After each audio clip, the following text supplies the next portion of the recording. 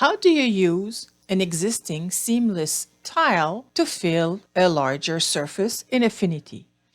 Well, the method is pretty simple. I have here a large empty canvas and I have, let's say, a little tile. This one is pretty small. It's only 100 pixel. I can just copy with Control C, go to my blank layer and Control V. So this is my pattern. This is the pattern that will be used to create a seamless design. I will go to Pixels, New Pattern Layer from Selection. Since I already have a pattern selected on that project, this is the option to take. And here is the full pattern. So I use this pattern. It's still on its own layer. I can remove it if I don't need it. But now I have a pattern layer and I can adjust with the handles. And I can also rotate the design if I want.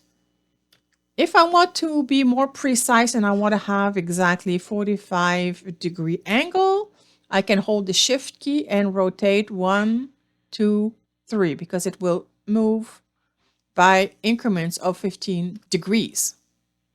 This is a great way to use your pattern. For example, if you have a plaid pattern, it looks really good with 45-degree angle.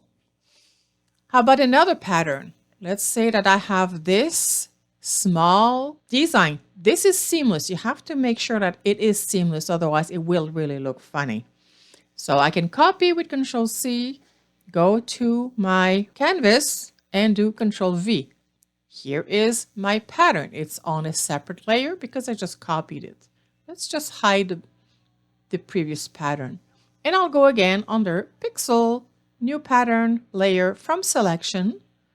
And here is my seamless pattern. Again, I can size it down if I want or rotate it as needed. And if I want to go 45 degrees, 1, 2, 3 times, and this is a 45-degree angle. So any tile that you have, you can use and you can create a pattern layer with it. You just have to make sure that it's absolutely seamless first.